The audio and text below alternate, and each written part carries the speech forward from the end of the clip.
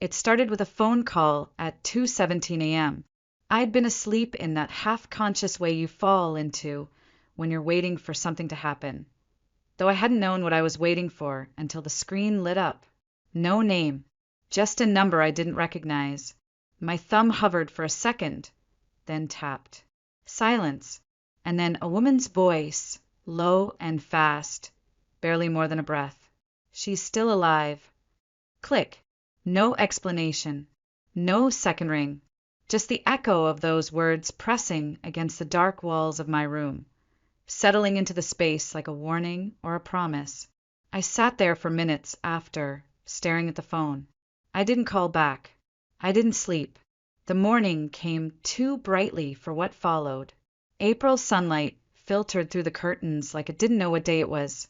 My birthday, 18. I didn't expect celebration. Not in this house. But what I didn't expect was the smell of something sweet drifting up from the kitchen. Vanilla. Cake. My mother never baked. Not even on holidays. The last time I saw her crack an egg, I was 8 and she immediately dropped it, muttering about the mess. So when I walked down and saw her at the counter with frosting on her sleeve, I paused. She didn't look up. She didn't say happy birthday. Just kept her hands busy, like this wasn't happening, like I wasn't there. I sat at the table. My father walked in 5 minutes later, still in his undershirt, holding a manila envelope.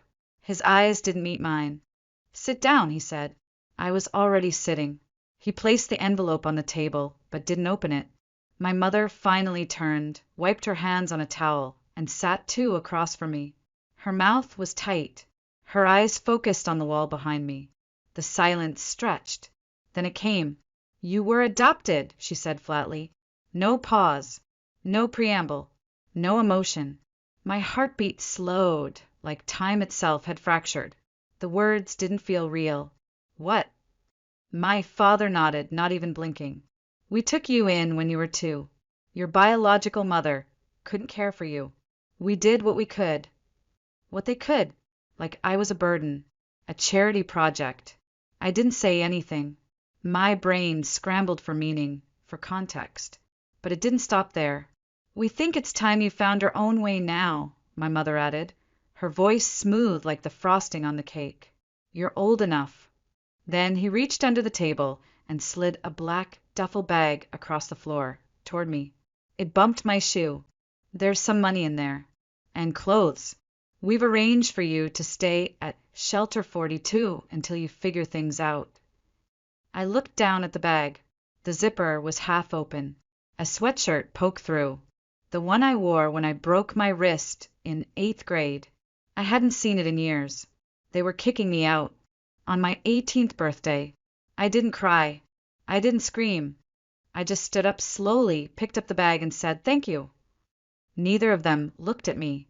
Neither of them noticed the way my fingers gripped the strap too tightly, the white line of pressure building under my knuckles. They didn't see the flicker in my eyes, sharp and steady, because what they didn't know, what they couldn't have imagined, was that 3 weeks ago I found something. It had been buried in the hallway cabinet behind a stack of tax folders. A yellowed envelope addressed to a DR, Evelyn Cross. Inside was a birth certificate, mine.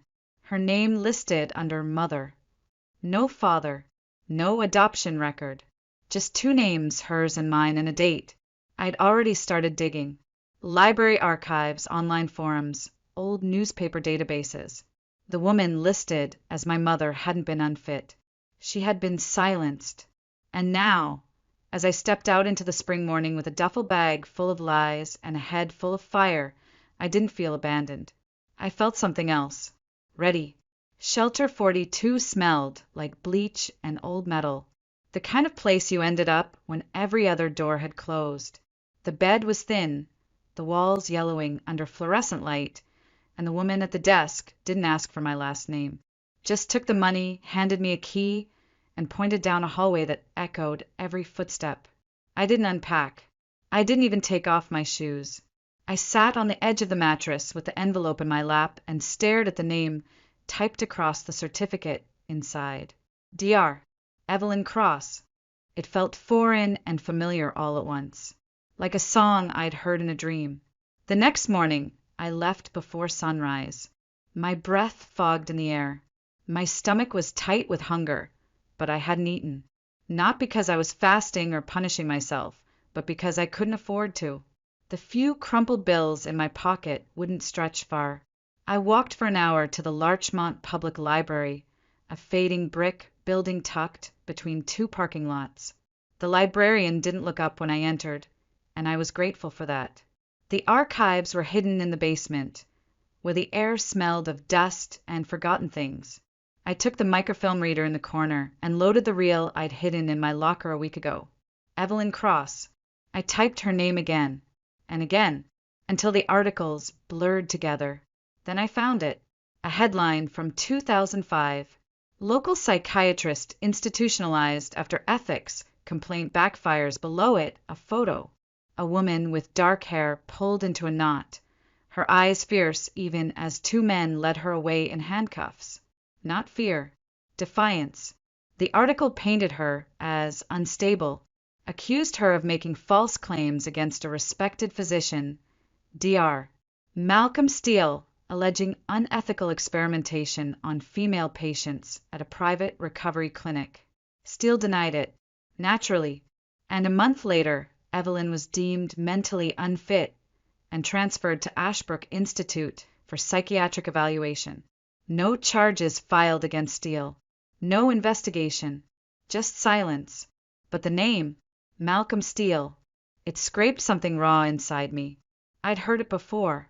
I just didn't know where. Back at the hostel that night, I opened my duffel bag and pulled out the only other thing I'd taken from the house.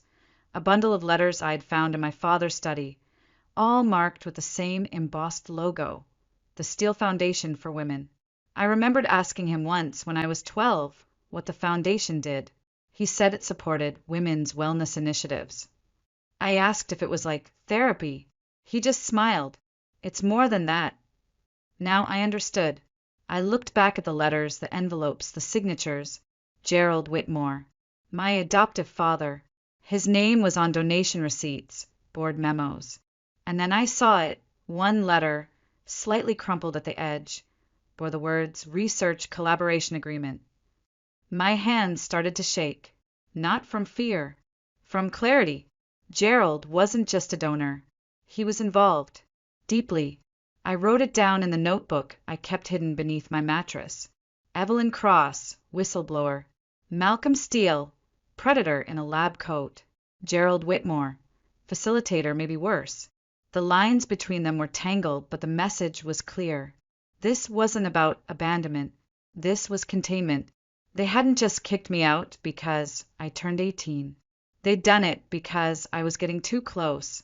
That night, as I curled under the hostel blanket that barely reached my ankles, I couldn't sleep. Every creak in the hallway felt like a footstep. Every passing shadow felt like a warning. I kept the envelope clutched to my chest like a lifeline. And when I finally did fall asleep, it was only to wake up 2 hours later to the sound of something sliding under my door. A piece of paper. No envelope. No signature. Just one sentence typed in all caps. Stop digging, or you'll end up like Maya. The note stayed in my pocket for 3 days before I could even look at it without my chest tightening. Maya. Just a name. But didn't feel like a warning. It felt like a threat dressed up as a ghost. I searched for her everywhere. Forums, student bulletins, archived newspapers. One article, buried behind a paywall, mentioned a Maya Whitfield, journalism major, last seen leaving Hollowmere Sanctuary in 2019. There was no follow-up, just a single quote from her roommate. She thought she was being watched. I didn't know if Maya had made it out, but I knew where she went, and that meant I had to go too. The next morning, I packed my notebook, the envelope, and the last $10 I had. The bus to Greyhaven, a town 3 hours north, left at 10:40 a.m. I bought a ticket with a 5 and a handful of coins scraped from the bottom of vending machines. I didn't say goodbye to anyone. No one would have noticed if I did. The ride was quiet. Towns passed like fading photos. frost still clinging to rooftops even though it was already April. The driver didn't speak, and I was grateful. I spent the ride staring at the hills in the distance, wondering what kind of place buried someone like Evelyn Cross. Hollowmere Sanctuary sat at the top of a winding road, hidden behind trees that looked like they'd forgotten how to bloom. The building was old, stone and shadow, with a gate that creaked as the bus pulled away. It didn't look like a hospital. It looked like something people built to forget the world, and then forgot it too. The woman at the front desk didn't even glance up when I entered. Her glasses slid down her nose. Her voice was paper thin. "I'm here to visit a patient," I said, steadying my voice. "Name?" "Evelyn Cross." She blinked. "Relation?" I hesitated. "I'm her daughter." Her eyes finally met mine. For a long second, she just stared. Then, slowly, she picked up the phone, murmured something I couldn't hear, and nodded toward the hallway. "Second door on the left. Keep it brief." The corridor was cold. My footsteps echoed like they didn't belong there. I pushed open the door. She was sitting by the window, thin and still, her hands folded neatly in her lap. Her hair was streaked with gray, pulled back. She didn't turn when I entered, just stared at the trees outside like she was waiting for something. "Evelyn." My voice cracked. She turned. Slowly, her eyes found mine, and for a second, just one, I saw something flicker behind them. Recognition. Pain. Maybe both. "I'm Lena," I said, stepping closer. "You had a daughter. 18 years ago. They told me you were unstable, that you were unfit. But I found the articles. I know what you tried to do. I know what they did to you." She exhaled, a small broken sound, and something in her posture shifted. Her fingers curled into her palms. Her shoulders lifted, then dropped again. "They still watch me," she whispered. "They think I don't remember, but I do." My heart thudded. "Who's they?" I asked. "Is it the Steele Foundation? Is it Gerald Whitmore?" At that name, her expression fractured. She blinked rapidly, like trying to push back something sharp. "Your father!" Her voice wavered. "He wasn't supposed to adopt you. He wasn't even cleared.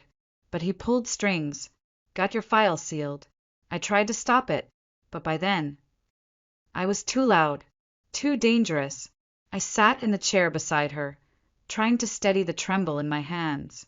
"What were they doing, Evelyn? What did Malcolm Steele do to those women?" Her eyes didn't leave the window, but her lips moved. "Experimental therapy, isolation, memory suppression trials. They said it was for PTSD, but it wasn't. They tested drugs, behavior programs, on women no one would miss, addicts, runaways, wives that got in the way. And you?" I documented everything. I was young. I believed ethics mattered. Her voice cracked. "I sent the report to the state board. A week later I was here." I reached into my bag and pulled out the envelope, placed it on her lap. "You don't have to wonder anymore." She touched the paper like it might vanish. Then she looked at me, really looked at me, and I saw the truth settle in her bones. Not hope, not even sadness. Resolve. "You shouldn't be here," she whispered. "If they know you found me, I don't care," I said. "You're not crazy. You never were. And I'm going to prove it." That's when the footsteps came. Slow, deliberate, echoing down the hallway like the beginning of a countdown. Evelyn stiffened. Her whole body went rigid. Her eyes moved to the ceiling corners, watching nothing, but knowing where cameras used to be. The door opened. A nurse entered. Thin smile. Cold eyes. "I'm sorry. Visiting hours are over." I stood, but before I could turn, she leaned in just enough for her breath to brush my ear. "You're not the first to come asking about her," she murmured. "But the last girl didn't come back." Then the door closed, and the silence returned. The cold slapped me the moment I stepped out of Hollowmere. My breath fogged the air as if the building had exhaled me like something unwanted. I didn't walk to the bus stop right away. I found a bench beneath a dead oak tree and stared back up at the sanctuary, half hidden behind moss and frost.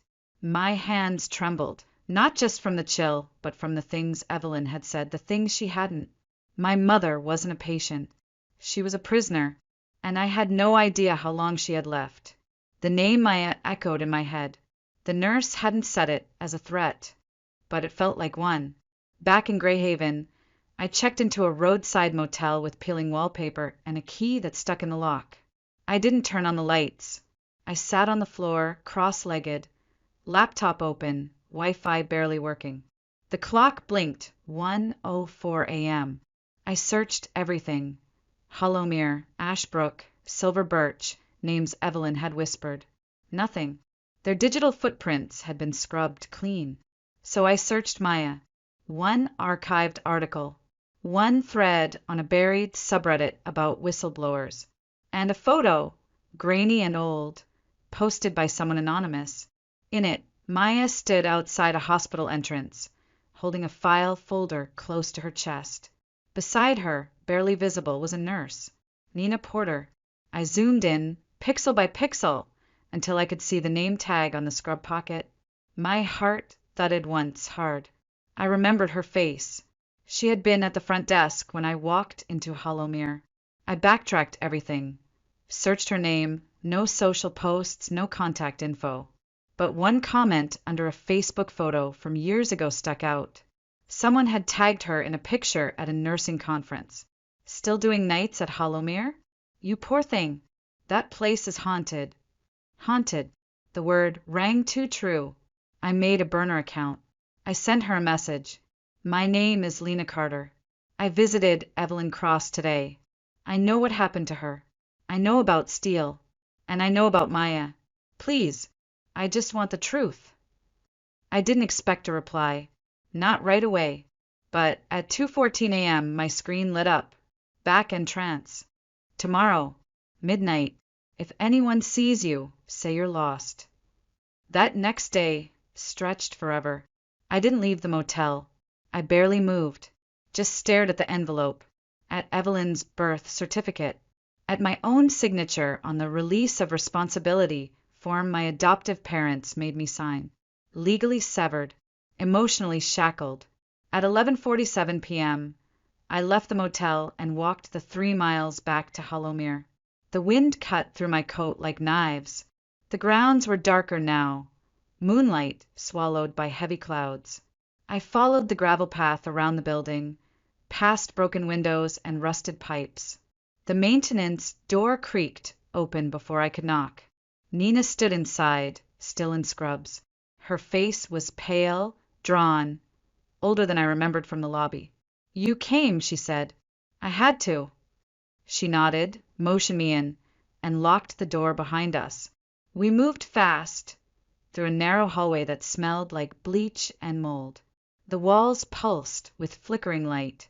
She led me through an old break room, then into a filing room with locked cabinets, the kind that looked like they hadn't been touched since the 90s. I shouldn't be doing this, she whispered, unlocking the third drawer with a brass key. But I saw what they did. To Evelyn. To the others. And when Maya showed up, I thought maybe someone would finally listen. She pulled out a manila folder and handed it to me. Maya Whitfield, she said softly. She was smart. Asked questions no one else dared to. She had documents. Court filings. Medical logs. She came back a second time. Then her dorm was broken into. Laptop wiped. She told her roommate she felt followed. 2 days later, gone. My throat tightened. You don't think she ran? No, Nina said. She was scared, but she wasn't a coward. I opened the folder. Inside were copies of Evelyn's treatment notes. Pages and pages stamped in red, paranoid. Unfit, delusional. But the notes didn't sound like madness. They sounded like someone who was documenting facts. Then a final page, handwritten, dated the day before her arrest. Unauthorized drug trials. Memory alteration through chemical suppression. Administered under directive of DR. Malcolm Steele. I looked up. Why hasn't this come out? Nina shook her head. The Steele Foundation funds hospitals, clinics, even election campaigns. If you try to go through the system, you disappear. I'm not going to the system, I said, folding the page and slipping it into my jacket. I'm going to burn it down from the outside. She stared at me for a long second, then reached into her bag and handed me a small USB drive. Internal memos, scan logs, copies of Evelyn's original report. If you're serious, you'll need this. I am. Then don't come back here. I stepped out into the night, the door closing behind me like the final note of a symphony only I had heard. I wasn't just a girl looking for answers anymore. I was the threat they never saw coming. I didn't go back to the motel. I couldn't risk it. I didn't go anywhere with my name on it. Instead, I found a booth in a 24-hour diner 2 towns away and ordered a coffee I couldn't afford. The cup sat untouched, steam curling like smoke from a fuse. In my palm, the USB felt heavier than it should, like it was humming with the weight of every woman they tried to erase. I had no laptop, just my phone. I couldn't risk plugging the drive into anything traceable. So by noon the next day, I paid cash for a dented second-hand Chromebook and took it to the back corner of the public library, behind a shelf of forgotten travel guides. I waited until no one was watching. Then I opened the drive. It loaded slowly, like even the files themselves were hesitant to be seen. Folders popped into place, one after another. Patient logs, experimental reports, foundation memos, EV private files. My throat went dry. The patient logs were brutal, coded references to sedation trials, compliance sessions, and containment recommendations. No names, just numbers, but the patterns were unmistakable. Behavioral manipulation disguised as therapy, memory suppression labeled as treatment, and all of it happening under the Steele Foundation for Women. Then came the memos. One line chilled me. Patient EV remains a reputational threat. Recommend continued confinement. Monitor for media breach. Next to it, signed E. Whitmore. My hand shook. Gerald hadn't just facilitated this. He'd signed off on silencing my mother. And then there was a folder marked video archives. Dozens of untitled clips. I clicked one dated 2005. A woman strapped to a chair, her eyes glassy. Evelyn. Her voice slurred. Off-screen, a man asked, "Do you believe we're here to help you?" And Evelyn, barely audible, whispered, "You're helping me forget." I slammed the lid shut. It wasn't therapy. It was programming. I needed help, but not from the system. I needed someone like me. Someone who had already tried to speak and been buried for it. So I found her. Harper Quinn, a former investigative reporter fired years ago for chasing a lead on unethical psychiatric treatment. She hadn't published since, but there were whispers online, deep forums, encrypted threads, that she hadn't stopped digging. I sent her one message through an anonymous inbox. I have patient logs, memos, videos. My mother is one of them. And I think someone named Maya tried to reach you once. She disappeared. I didn't expect a reply, but I got one. 1 hour later. Where are you? I've been waiting for this for 15 years. She didn't live in a city. She lived off-grid in a cabin deep in Vermont, wrapped in pine trees and radio silence. When I arrived, she was already waiting on the porch, late 50s, sharp-eyed, wind-chapped skin, no small talk. Inside, she locked the door, pulled out a dusty laptop and gestured. "Show me." I handed her the drive, watched her face as she clicked through the folders. No reaction, just a slow, deliberate inhale when she saw the names. Then the videos, then Evelyn's handwritten report. "These are real," she murmured. "The language, the headers. This is how the Foundation writes. You couldn't fake this if you tried." "I'm not trying to fake it," I said. "I want to blow it up." She leaned back, her eyes sharp now, focused. Then we don't go to one outlet, she said. We go to all of them, at once. Trusted allies, whistleblower platforms, podcasts, former prosecutors. We make it so loud they can't kill it. I nodded. I want Gerald Whitmore's name buried in the same dirt he buried her in. She stared at me, then smiled, tight and full of steel. Let's make them choke on the truth. Within 24 hours, she duplicated the drive 6 times, sent it to 6 people across the country, each one given a unique password, delivered over encrypted calls. She called it fireproofing. Meanwhile, she drafted a full report, tying Evelyn's records to the experimental trials, linking Steele to institutional abuse and exposing Gerald's name on internal memos. Then my phone rang, a number I knew too well, Gerald Whitmore. I let it go to voicemail. Lena, I know what you're doing. I think we need to talk. You owe me that much. I didn't owe him anything, but I still said yes, because this time he wouldn't be the one writing the script. We met in a place where no one whispered. An old train station, half abandoned, half forgotten, its bones rusted with time, but still open to the public. Harper had chosen it. Open space, public cameras, too many witnesses for anything to go wrong. But I still kept my distance. I sat on a bench facing the exit. My bag rested beside me, the flash drive's twin already mailed. My phone recording, tucked deep in my coat pocket. He arrived late. Of course he did. Gerald wore the same beige wool coat he always wore when he was pretending to be harmless. Fatherly, reliable, a man with polished shoes and perfectly timed smiles. But I wasn't that little girl anymore, and he wasn't my father. You've grown into a clever girl, he said as he sat down beside me. Don't, I said, voice flat. Don't pretend you raised me out of love. His jaw twitched, just barely. You think this was simple? You think I wanted this? No, I said. I think you wanted control. He looked away for a moment, like he was deciding which mask to wear next. When he turned back, his voice was softer, more deliberate. Everything you found, it's dangerous. Not just for me. For you. For Evelyn. You release it, and people will get hurt. I looked him in the eye. They already have. He leaned closer. Lena, listen to me. No, I said. You listen. You took me to cover up your crimes. You helped lock up a woman who tried to protect patients. You built a foundation on lies. And now you want me to protect your legacy. He paused, and then the mask dropped. This will destroy you too, he said quietly. No, I whispered. It frees me. I stood up, walked away, didn't look back. That night, the storm broke. It started with a podcast episode, raw, unfiltered, hosted by a woman with nothing left to lose.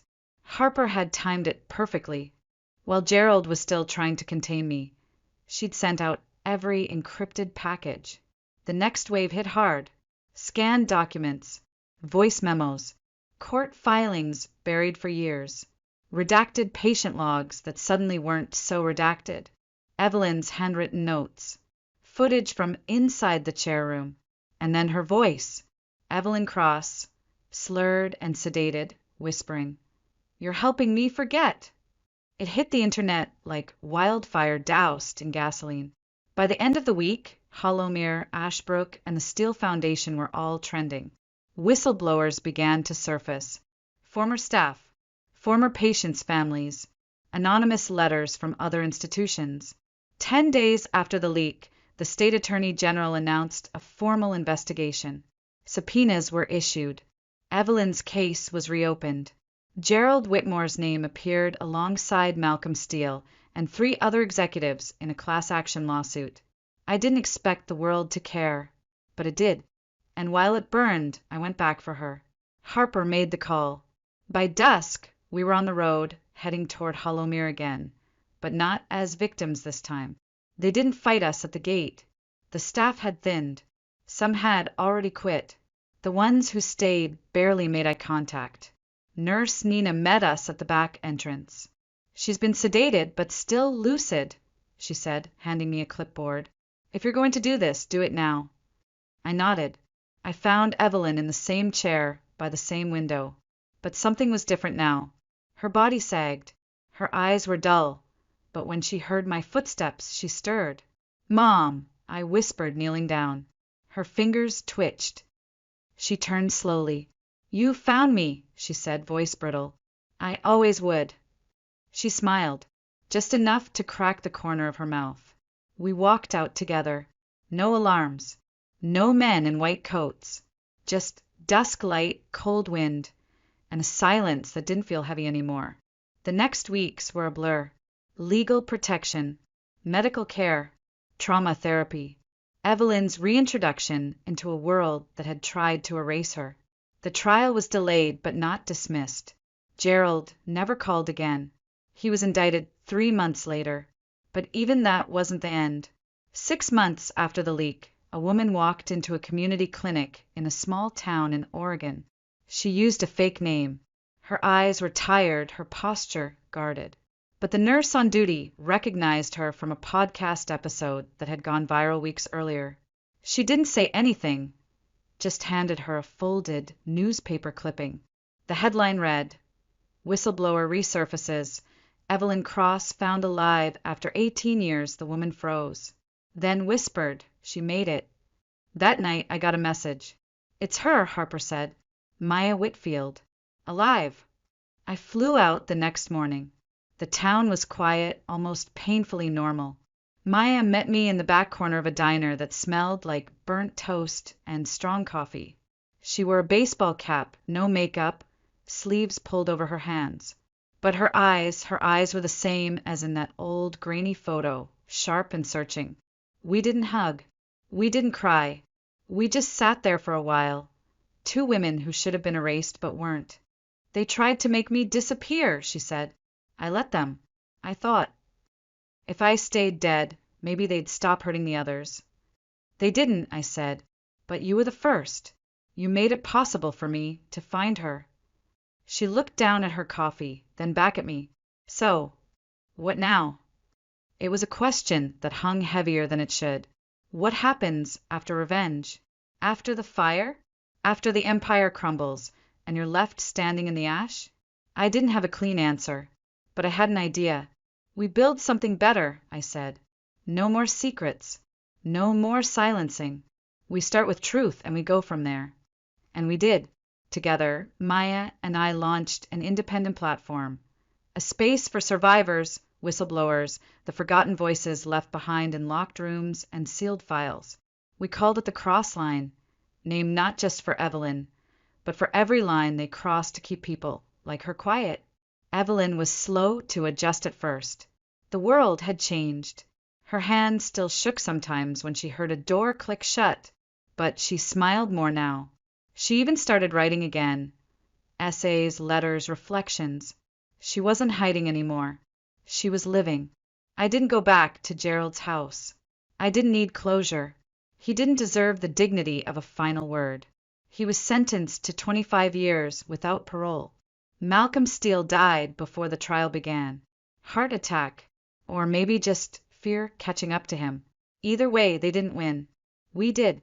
And not just by tearing them down, but by refusing to let them bury us. Sometimes I still hear the echo of that first phone call. "She's still alive." Back then, it sounded like a warning. Now it sounds like a vow, because I am too. Still alive, still fighting, and never, never quiet again.